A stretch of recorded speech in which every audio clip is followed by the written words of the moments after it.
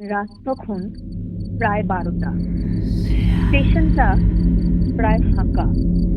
শুধু একটা শেষ ট্রেন দাঁড়িয়ে আছে প্ল্যাটফর্মে। অর্ণব অফিস থেকে দেরি করে ফিরছিল। ওই ট্রেনটাই ছিল তার শেষ ভরসা। ট্রেনে উঠে সে খেয়াল করলো পুরো কামরাটা প্রায় খালি।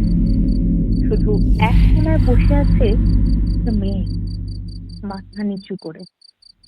ট্রেন ছাড়তেই হালকা ঠান্ডা হাওয়া বইতে শুরু করলো, কিন্তু জানালাগুলো তো সব বন্ধ।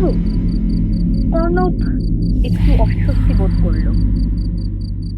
কিছুক্ষণ পর সে দেখলো মেয়েটা ধীরে ধীরে তার দিকে তাকাচ্ছে। চোখ দুটো অস্বাভাবিক ফাঁকা, মুখে একটুও অভিব্যক্তি নেই। মেয়েটা হঠাৎ বলল, তুমি কি পরের স্টেশনে নামবে? অর্ণব কাপা গলায় বলল, হ্যাঁ। মেয়েটা আবার মাথা নিচু করে ফেলল।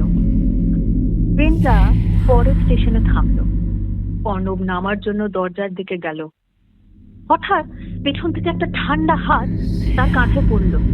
সে ঘুরে দাঁড়াতেই দেখলো মেয়েটা একদম কাছে দাঁড়িয়ে। মেয়েটা ফিসফিস করে বলল, আমাকে এখানে যেও না। ভয়ে অর্ণব দ্রুত নেমে গেল ট্রেন থেকে। প্ল্যাটফর্মে নেমে সে হাঁপাচ্ছিল। হঠাৎ একজন বৃদ্ধ গার্ড এসে বলল, তুমি ওই কামরায় ছিলে? অর্ণব মাথা নেড়ে হ্যাঁ বলল। গার্ডের মুখ ফ্যাকাশে হয়ে গেল।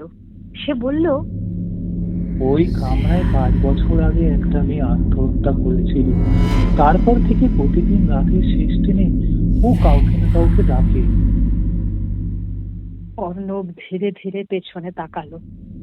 ট্রেনটা তখনও দাঁড়িয়ে, আর জানালার ভেতর থেকে ওই মেয়েটা হাসছে।